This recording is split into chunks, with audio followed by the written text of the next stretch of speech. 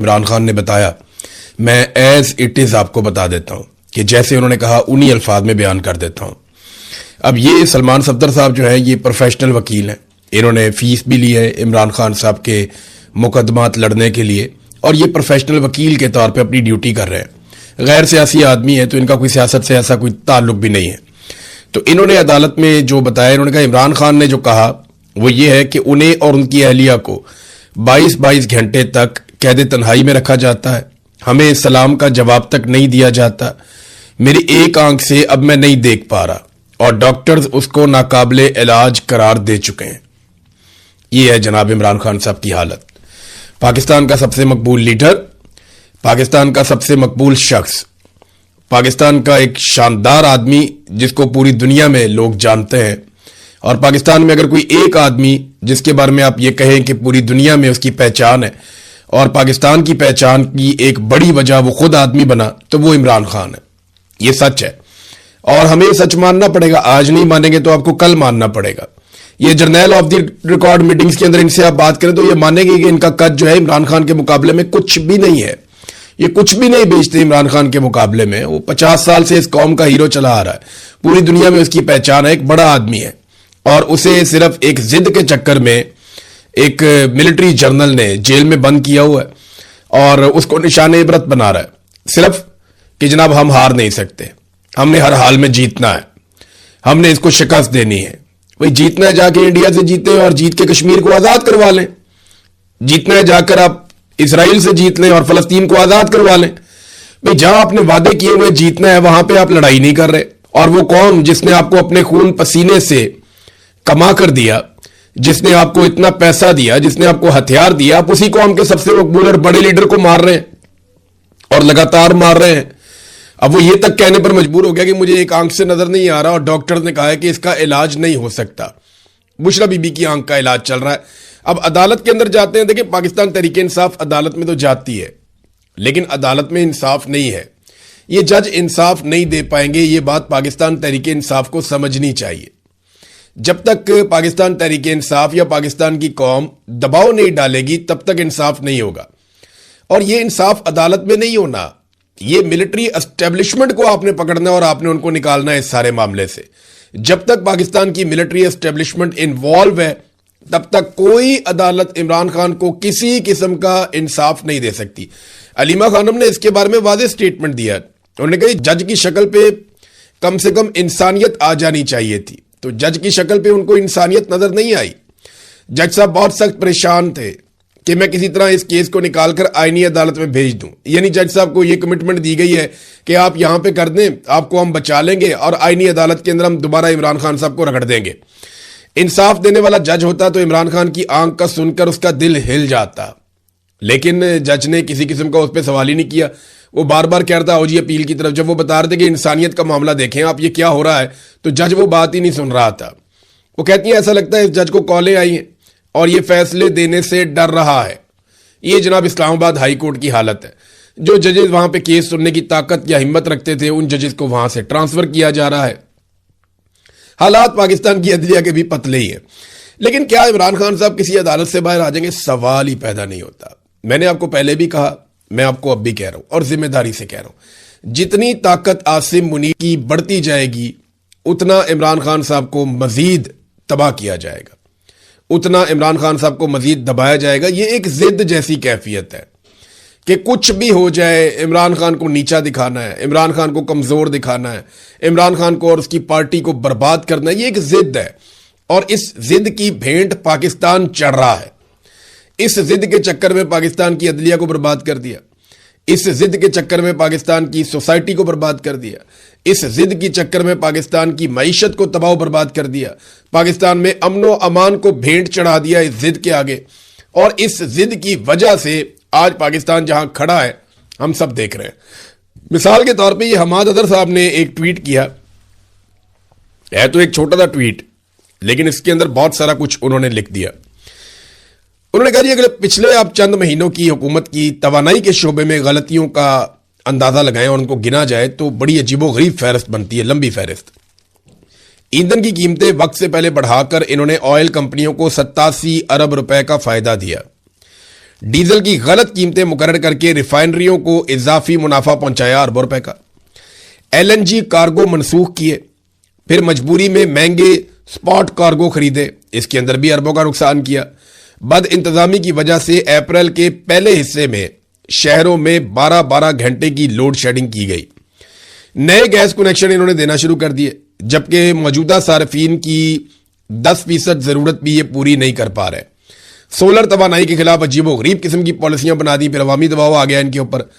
Circular death कम होने का इन्होंने दावा किया जनाब कि हमने जो आईपीपीज का पैसा दे दिया है, जो हमने सर्कुलर डेथ है वो हमने अदा कर दिया है, वो आपकी कैपेसिटी पेमेंट्स होती है ना। मैं आपको फिर याद दिलाऊं कि नवाज शरीफ ने और आसिफ अली जरदारी ने कुछ ऐसे मुआहदे किए आईपीपीज ला कर, इस पे मैंने पूरी वीडियो करनी है, लेकिन सादा बात आपको बताऊं कि आईपीपीज के ऐसे मुआहदे किए जिनके तहत अगर ये प्रोजेक्ट्स या ये आईपीपीज 1 यूनिट बिजली भी ना बनाए तो भी इनको पैसे उतने ही मिलेंगे जितनी इनकी बिजली बनाने की कैपेसिटी है। तो हम 1 यूनिट बिजली इस्तेमाल करते हैं तो 3 यूनिट बिजली के हम पैसे देते हैं। अब सर्कुलर डेथ कम होने के दावे किए, मगर अपने ही अदादोशुमार जो सरकारी अदादोशुमार है वो इसके मुख्तलिफ हैं। ये हुक्मरानी नहीं है बल्कि एक महंगा तमाशा लगाया हुआ है मुल्क में, जिसे पूरी कौम देखने पर मजबूर है। तमाशा पाकिस्तान की मिलिट्री एस्टेब्लिशमेंट ने लगाया हुआ और जिद है जनाब कि इमरान खान की जिद में अब इन्होंने जजों को ट्रांसफर भी करना शुरू कर दिया है। जनरल ज़ियाउल हक के दौर में भी जजेस के तबादले का ऐसा तरीका का राइज नहीं था। ये जस्टिस बाबर सत्तार का खाता है जिन्हें ट्रांसफर किया गया पेशावर। जजेस के तबादलों को बतौर हथियार इस्तेमाल करना अदलिया में एक ऐसे कल्चर को फरोग देगा जहां बेजाब्तियां और नाअहलियां पनपेंगी। आइन के आर्टिकल 200 और 209 में की गई तरामीम को जजेस को दबाव में लाने के लिए एक हथियार के तौर पर डिजाइन किया गया है। अब जजेस को दीगर मकामात पर तबादले की धमकियां दी जाएंगी और वो तबादला कबूल ना करें तो उन्हें सजाओं का सामना करना पड़ सकता है। जनरल ज़ियाउल हक के दौर में भी जजेस के तबादले का ऐसा निजाम राइज नहीं था, यानी डिक्टेटर ने भी वो पाकिस्तान के साथ नहीं किया जो पाकिस्तान की मौजूदा मिलिट्री एस्टेब्लिशमेंट ने पाकिस्तान के साथ कर दिया है। ये हो रहा है। अब कौम के पास हल क्या है?